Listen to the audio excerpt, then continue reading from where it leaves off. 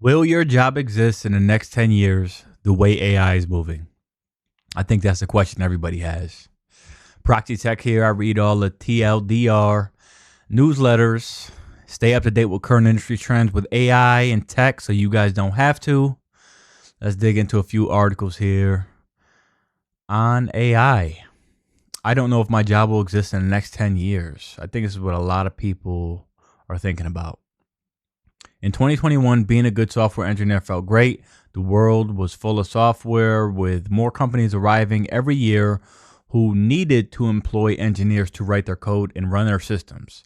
I knew I was good at it, and I knew I could keep doing it for as long as I wanted. The work I loved would not run out. In 2026, I'm not sure the software engineering industry will survive another decade. If it does, I'm certain it's going to change far more than it did in the last 2 decades. Okay. Maybe I'll figure out a way to carve out lucrative niche supervising AI agents. Maybe I'll have to leave the industry entirely. Either way, the work I loved is going away. Tasting our own medicine it's seemingly to grieve too much over it. It's unseemly to grieve too much over it for two reasons. First, the whole point of being a good software engineer in the 2010s was that code provided enough leverage to automate away other jobs. That's why programming was and still is such a lucrative profession. The fact that we're automating away our own industry is probably some kind of cosmic justice, but I think any working software engineer today is worrying about the question, what will be left for me to do once AI agents have fully diffused into the industry? You know what, man? Look, I'm going to skim through this because I got a few more articles I want to discuss. But I'll be honest with you. I don't like where this guy's going. I'm just feeling a little bit too much pessimistic vibes. And he's looking at the glass half full. I mean, is that fair to say? Do I got to read through the whole article? He's looking at the gas half, or the glass half full. Fuck it. The gas tank's half empty. Okay? According to him, he's run out of gas. I don't know. I mean, look, I'm not a software engineer, so of course I can only speak from my perspective. I'm a student that's going to be graduating with a bachelor's in computer information science, aka software development, for project management track. So it's a little bit of business, admin stuff in there mixed with the tech. To be honest with you, I'm more interested just in the project management aspect anyways. That's just me. However, I do read a lot of the NVIDIA news articles and what their CEO says and a lot of public videos. And it seems like this guy maybe doesn't value his position in the industry that much. And he maybe, I mean, it seems like he's been in there a while, right? He's referencing here, in the 2010s, right? He must have been there for a decade. So if you're not advanced to a point where you're maybe managing a team of coders, or if you can't see yourself still supervising these agentic AI softwares that are creating all these different codes at once, I think that's exactly where we're going to be headed, right? If you're in a position, you've been coding a while, you know what you're looking at confidently, a lot more than somebody like me, who's just going to be a fresh grad. You have a stronger say in position and foot in the door. Now, of course, maybe, I don't know what company he works for. Maybe he covers it, maybe he doesn't. I don't care. The truth of the matter is, okay, some companies are 100% going to be letting people go. I read tons of articles. Companies are letting people go. That doesn't mean that all companies are not looking for more people, though. I do think we're a little oversaturated with hires from COVID, since everybody was home, and a lot of jobs are doing a lot more hiring since a lot of people were doing a lot more consuming because we had nothing else to do. But that's a topic for another day. At the end of the day, I do think, oh, look, hold on. He says, am I being too pessimistic? Of course, the software engineer industry has looked like it was dying in the past. High-level programming languages were supposed to let non-technical people write computer code. outsourcing was supposed to kill demand for software engineers in high cost of living countries. None of these prophecies doomed came true. However, I don't think that's too much comfort. Industries do die when they're made obsolete by technology. Eventually, a crisis will come along that the industry can't just ride out. I mean, look, the most optimistic position is probably that somehow demand for software engineers increases because total of software rises so rapidly. I mean, look, let's just read his final thought, and I'm gonna give my final thought on this because I do want to cover something else I seen that was pretty cool. It sucks. His final thoughts are: it sucks. I miss feeling like my job was secure. My biggest career problems was grappling with things like burnout, internal struggles, not external ones. That said, it's a bit silly for software engineers to complain when the automation train fully catches up to them. At least I'm happy I recognize that the good times were good while I was in them.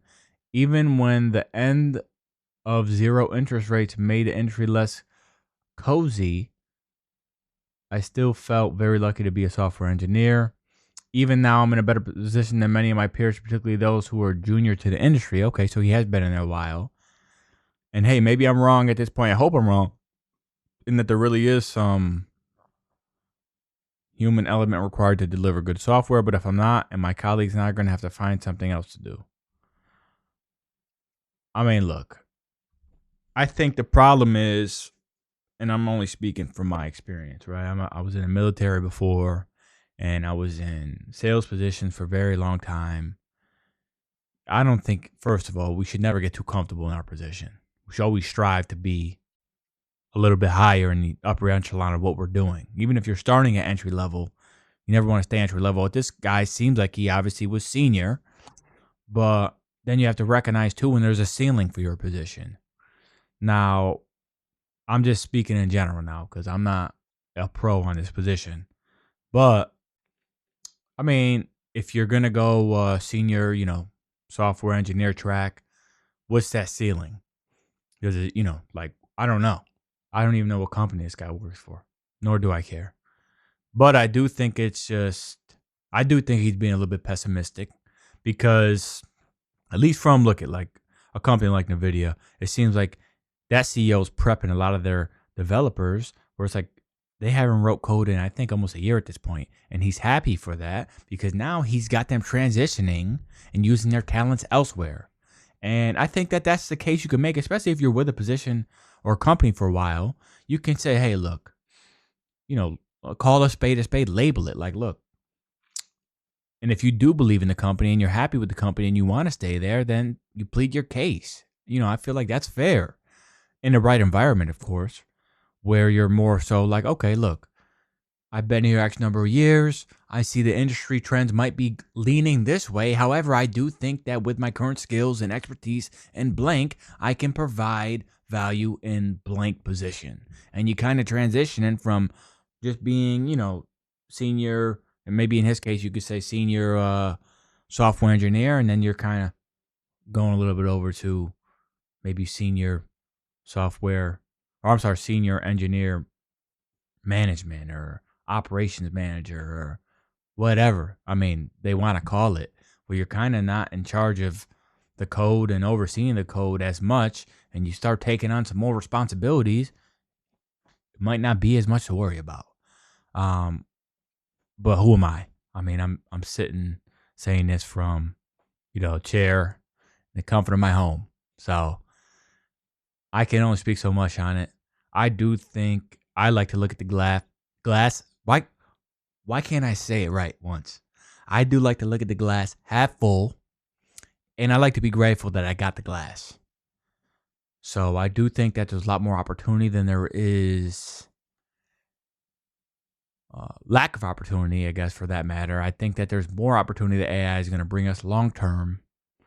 I'm still pro AI. Yeah, that's what I got to say on that. I did see something else too that was cool. That's pretty cool. It was with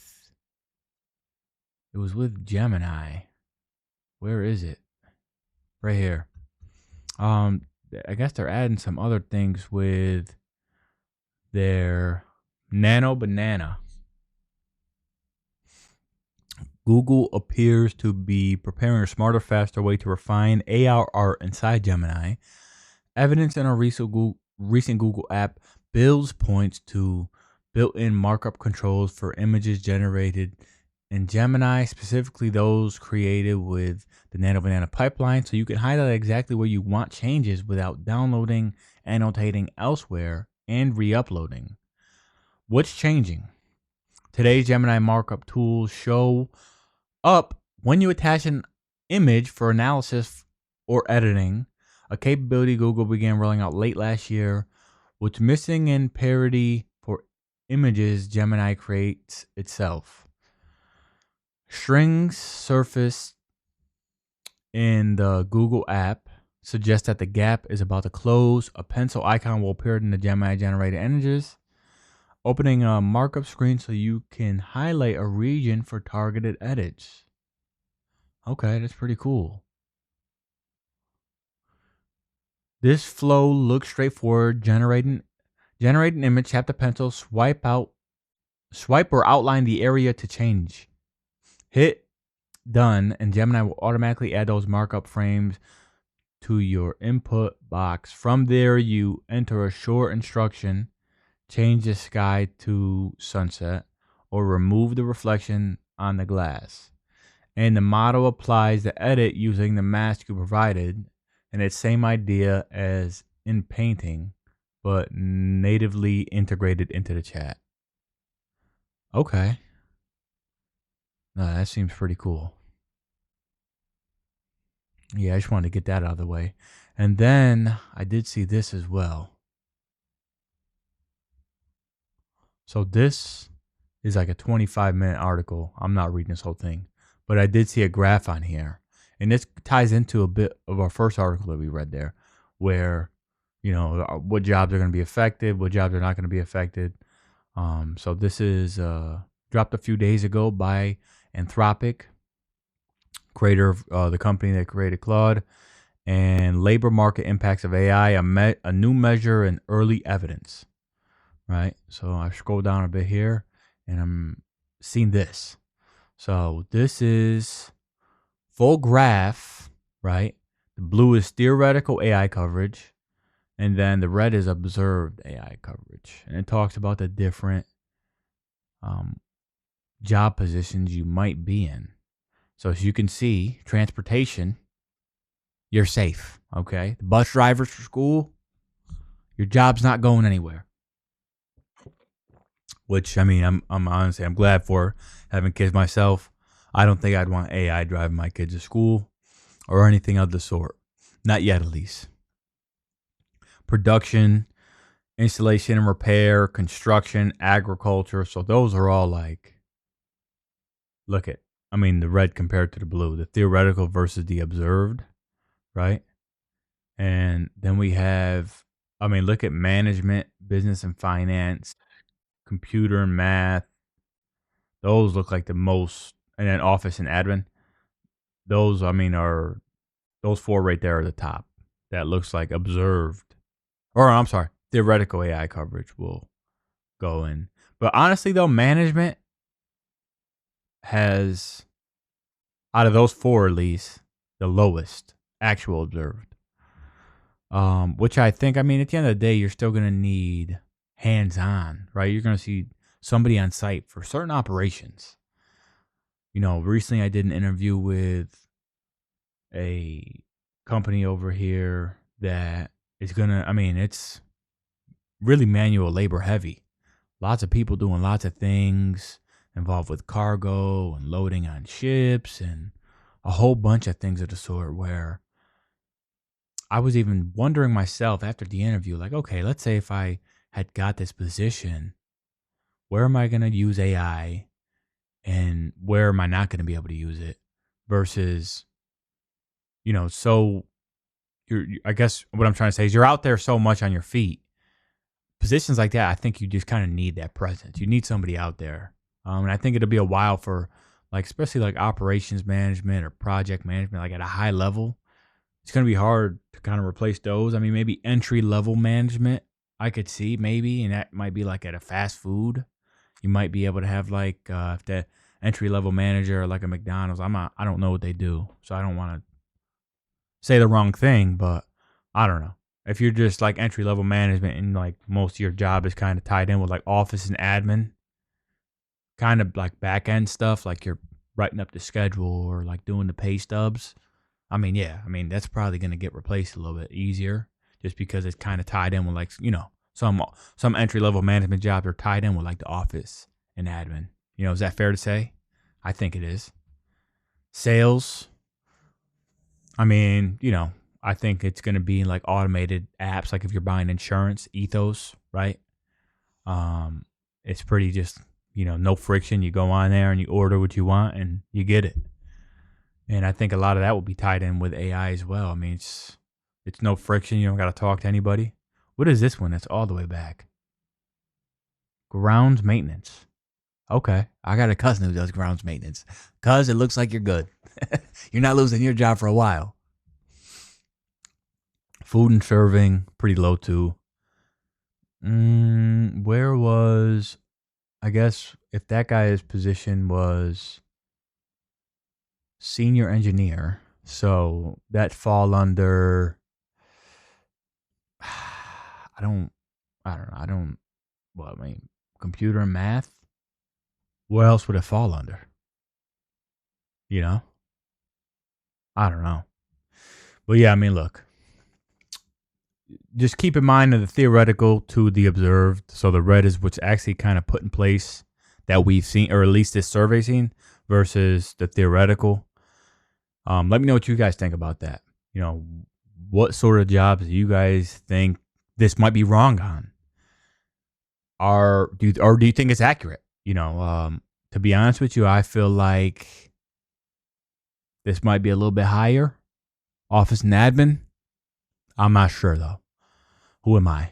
But I mean, based off some of the layoffs I've seen, I've read, I guess, in articles. Yeah, I think that's a little bit higher. Office and admin, at least. However, yeah, I don't know. What can you do? Let me know what you guys think in the comments. Let me know what you guys think about this little article we read in the beginning here. This guy's going to have a job in 10 years. If you're in software, if you're in tech, do you think software engineers / developers are going to be replaced, or do you think that their job is going to become easier and they're going to have to kind of shift towards a different set of work values? So looking forward to talking to you guys in the next one. Let me know what you think in the comments below. See ya.